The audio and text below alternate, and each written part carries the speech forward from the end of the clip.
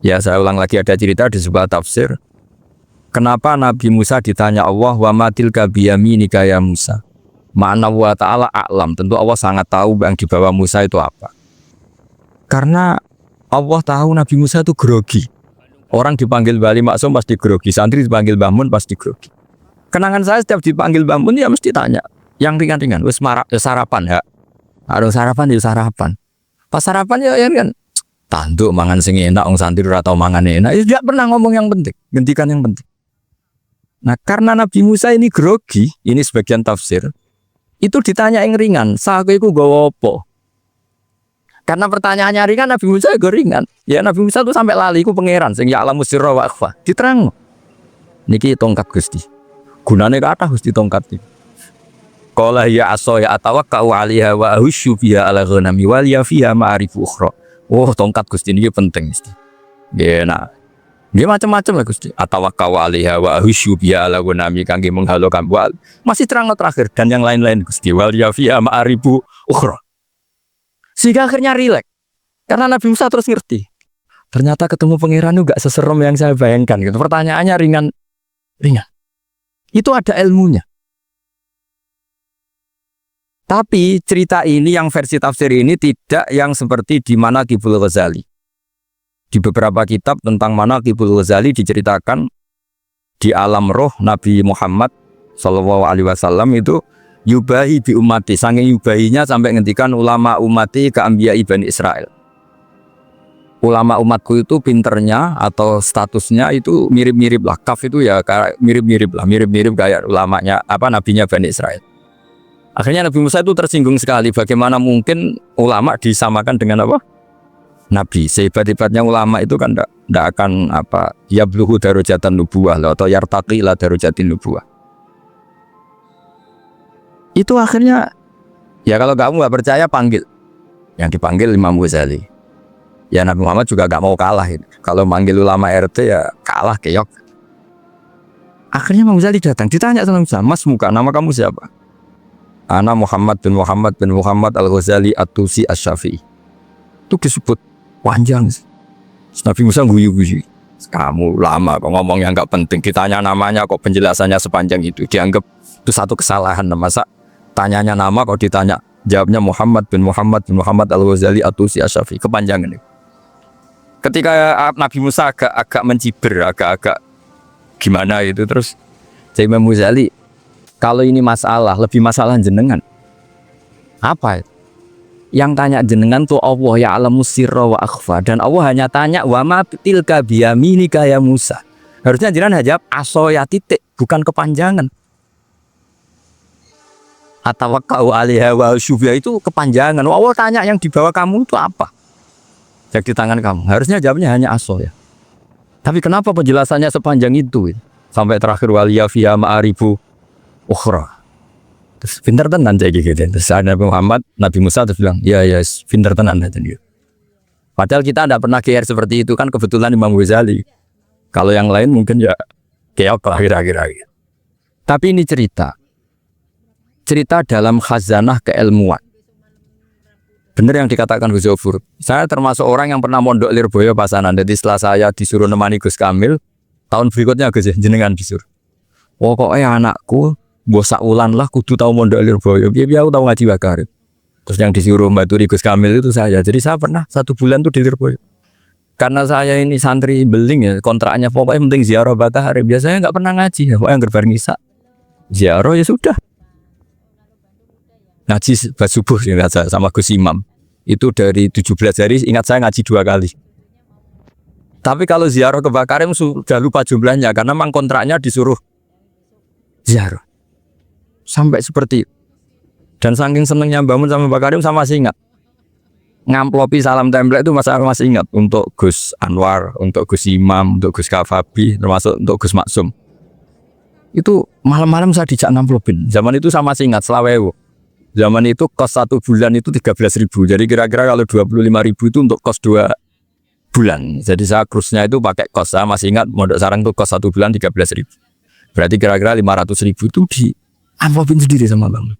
Ini untuk Gus War, ini untuk Gus Imam, ini untuk Gus. Padahal Gus Imam ini mondoknya sudah dibangun. Itu bangun hormatnya sampai untuk jatah salam tempel. Nah yang ribet kebalikannya, kita pulang Gus Imam karena melihat Gus Kamil ini putrane Mbah Mun, Gus Kamil disangoni. Saya juga disangoni karena Gus Imam dulu ngaji juga sama Pak D saya, sama keluarga saya. Itu kata Gus Kamil setelah keluar, mau kamu nih gue abal ya, berarti gue aku sih. Karena ini penting, ini kalau sampai dianggap tukar guling, ribet sih. Jadi ditakwil sendiri lah, mau kamu nih gue abal ya, boten wis, yes berarti halal. Tapi sama Mbah Mun ya ditanya. Ditanyanya bukan apa-apa, karena untuk meneruskan tradisi bahwa kalau kiai ketemu itu ya saling memberi hadiah, saling itu sudah fakat dimubeni adena suakum apa? Sotaku.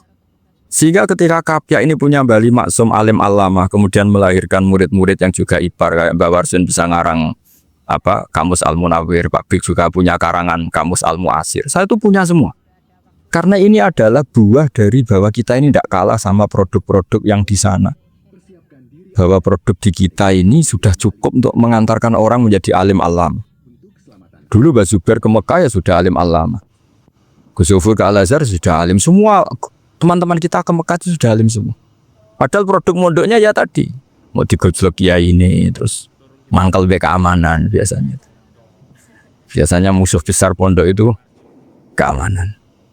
Jadi bukan berarti gojlok ibunya Gus Mafto enggak. Biasanya keamanan itu musuhnya apa? Banyak. Itu tradisi keilmuan itu harus dijaga dengan hujjah dan dengan tadwin, dengan pembukuan. Saya punya sekian cerita ya, misalnya dulu kita mungkin iskal itu janggal. Kenapa sih orang Islam tukaran sama orang Islam? Sehingga di antara doa Nabi yang enggak dikabulkan Allah, enggak boleh dikabulkan sama Allah, enggak boleh. Bukan berarti kamu saja, memang redaksinya famana aniha, memang enggak boleh. Redaksinya bukan falam yastajib lahu, tapi famana aniha. Di Al-Marrah As-Salisa ini Nabi dilarang, yaitu melarang umat Islam itu jangan sampai tukaran sama umat Islam sendiri. Itu kata Allah, ya enggak bisa kata Allah, kalau itu udah saya kabulkan. Itu dulu guru-guru kita nyontohkan sederhana. Kira-kira kalau saya tukaran wek Gus Zofuru, bangun luwe ikhlas dibanding ditukari wong liya. Nak no kakak ditabuk adik, wong tua luwe ikhlas dibanding ditabuk tonggo. Barokahnya membaca kita lebih mentoleransi.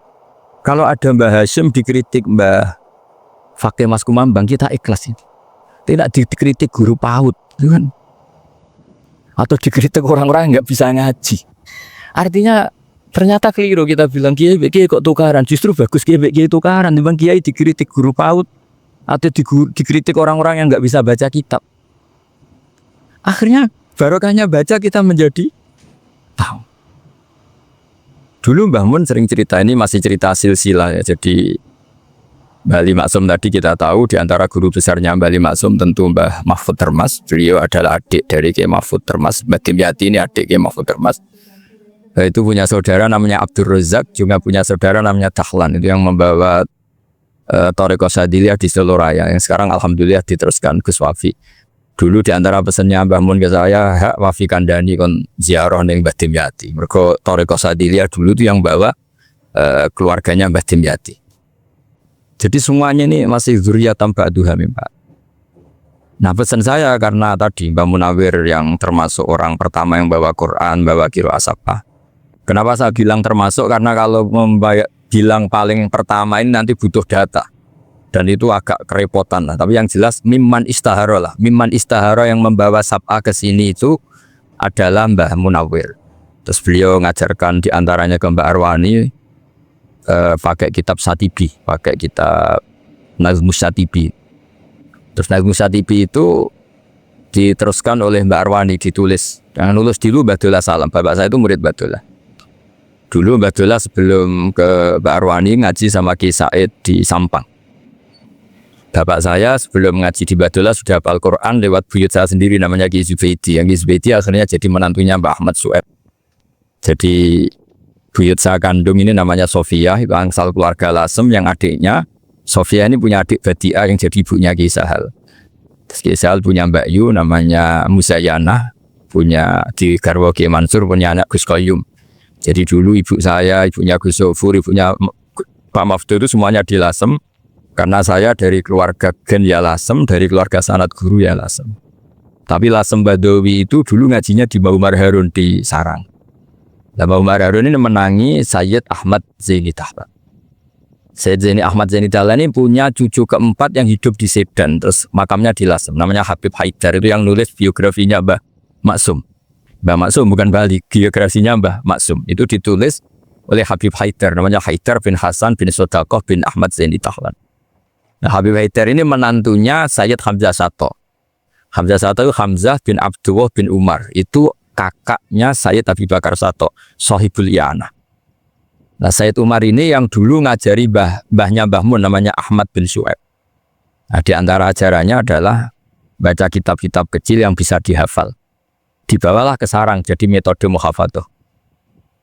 Tapi kemudian lama-lama oleh pondok itu jadi syarat kenaikan kelas. Dulu nggak ada muhafadzah untuk kenaikan kelas ya, supaya orang alim itu harus hafal. Lama-lama dipakai syarat untuk muhafadzah. Jadi semua ini sanad harus kita ingat supaya kita bisa menjaga tradisi. Termasuk tradisi ini kiai seneng jagungan, terus ngomong ra penting. Itu juga sanad. Setahu saya Mbah Mun itu kalau ketemu bapak ya guyon terus. Saya punya kenangan tuh yang dulu agak iskal tuh begini. Ada isu lah, entah isu entah hoax entah apa, ada kaji gitu agak beling itu, pokoknya beling lah. Seneng siapa itu, rondo lah apa. Pokoknya beling. Ketika Mbah Mun dilaporin tamu kalau kaji itu beling sama rondo itu, Mbah Mun tanyanya lucu. Lo ayu no cung, wahyu banget Mbah. Wahyu. Itu bapak juga bakas ayu nih. Dulu saya sekali nih kok bakas wong ayu, bakas budine barang lah kira-kira gitu. Tapi setelah saya tambah alim, tambah ngerti itu, kata bapak gini, ya bakas ayu hak, timbang iya, no malah kozaf. Ternyata seni. Sekali Mbah Mun atau bapak bilang, waji kok zino kaji, maka larinya ke kozaf. Maka menghindari bahasa menuduh, ngomong yang nggak penting. Loh ayu no. Jadi kiai dulu tuh orang sok suci tapi menghindari hal-hal yang jadi punya seni untuk ngelola kehidupan. Orang bermalam-malam jagungan sama teman asik itu kan perlawanan terhadap nafsu kita, syahwat kita untuk mungkin nikmati dugem di bar atau di tempat-tempat maksiat. Itu setan di Indonesia tuh kakuati sama Ki Jawa. Orang supaya nggak tertarik maksiat itu Ki Jawa cukup ketemu kancane masak terong guyon, gejol-gejolokan zaman mondok, suwengi lulus sangka maksiat. Bar wis tutup. Perlawanannya sederhana, nggak pakai tahajud, nggak pakai wiridan. Karena Ki Jawa juga kalau rapati potongan ahli ibadah gitu. Jadi jagungan. Jadi setahu saya itu pernah lihat Bali itu sekali ketika beliau ngisi ceramah di Mbah Hamid Bedowi. Saya masih kecil diajak bapak. Dulu kalau bapak ngelihat Bali sama Mbah Hamid itu mesti nangis. Karena dua orang alim bertemu. Yang akhirnya ya bisanan itu. Mbah Hamid punya anak Gus Nasih, di sini ada Mbak Nafisa, terus jadi Mbak Salih Hindun itu. Jadi dulu tuh ya guyon terus ketika tuh. Itu yang sering bodoni Mbah Hamid itu ya Ki Bisri. Ki Bisri itu kalau datang ke Ki Hamid Pasuruan, nak wali tenan aku teko ditata nomangan. Jadi ukurannya ya.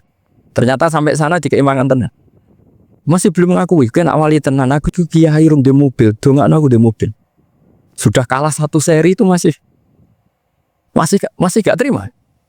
Lalu itu Mbah Hamid akhirnya berdoa, ayo monggo, mungkin-mungkin Ki Bisri gak ada mobil. Itu setelah didoain masih tanya, mereknya apa merek? Itu Mbah Hamid jawab, ya paling Holden ya. Nah, paling Holden. Itu nyari mobil itu ya adalah dapatnya Holden. Suatu saat Mbah Bisri diundang Mbah Hamid gak dikasih bisar.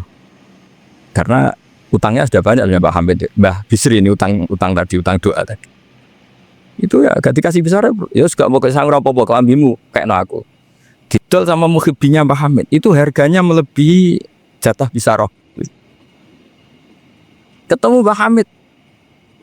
Kang, susu Kang mergo.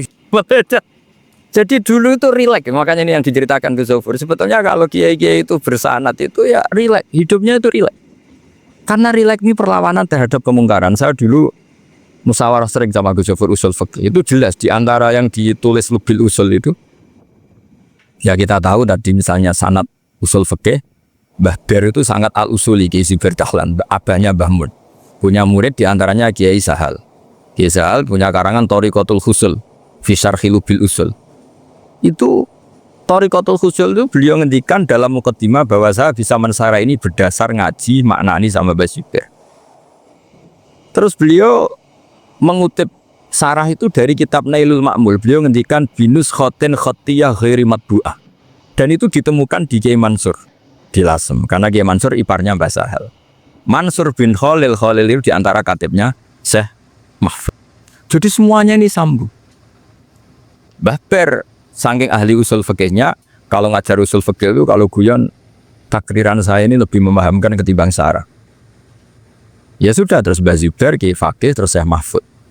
Di sini Syekh Mahfud termasuk orang yang dekat Mbah Munawir sampai putrane Mbah Mahfud namanya Gus Muhammad dibawa Mbah Munawir, kemudian mondok di Termas diantaranya, terus dinikah jadi menantunya kalau nggak salah Haji Taslim di Betengan, kemudian sekarang juriannya Mbah Mahfud di Betengan. Ini nggak boleh hilang secara sebab. Itu diantara di usul fikih diterangkan. Ketika diantara 5 hukum itu ada yang bernama mubah. Mubah itu boleh dilakukan, boleh ditinggalkan, dan kalau dilakukan ya tidak berpahala, ya tidak disiksa. Itu ada ulama yang protes.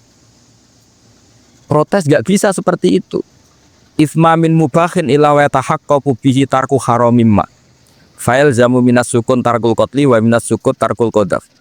Nggak bisa, mubah itu nggak ada. Kalau kiai jagongan semalaman, itu Allah ngitungnya itu hada taroka dugem, wahada taroka delodangdut, wahada taroka kadawakada. Itu luar biasa. Dan kita ngikuti yang seperti itu saja. Gak usah tahajud, gak usah witir telulas, kaya ora kuat timbang gremeng. Suwengi jagongan, setan ngenteni kita tergoda maksiat, ternyata maksiatnya sampai tutup, kiainya masih apa? Jagongan. Jadi jagongan saja ada ilmunya bahwa itu perlawanan terhadap tarkul ma'asi.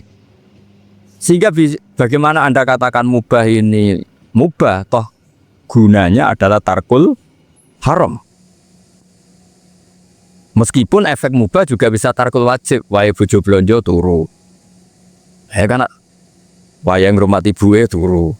Itu halal wajib. Jadi mubah itu resikonya ya bisa tarkul wajib, bisa tarkul haram. Sehingga kalau sanad ini terjaga secara baik, secara kultur, saya sering juga sama Gus Yofur itu mesti tak niati gitu. Jagungan wong alim gue ibadah dan menikmati ibadah adalah dabul auliya wa dabul ulama. Kata Imam Ghazali, pada akhirnya waqud duhadatin al istilzat bil mubahat.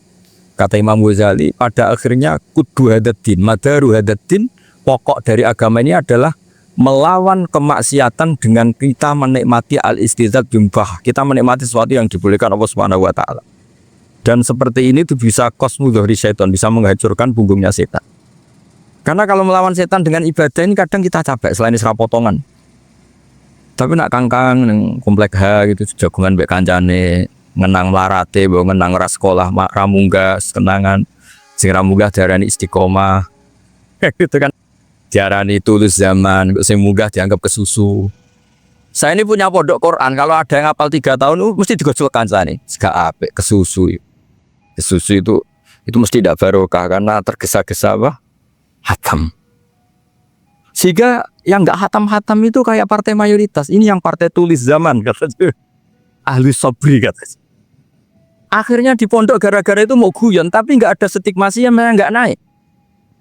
Di Pondok Sarang itu saya punya temen itu banyak yang sak kelas dengan saya, sak kelas sama Gus Kamil, akhirnya sak kelas dengan Gus Yofur. Padahal saya ini kakak kelas.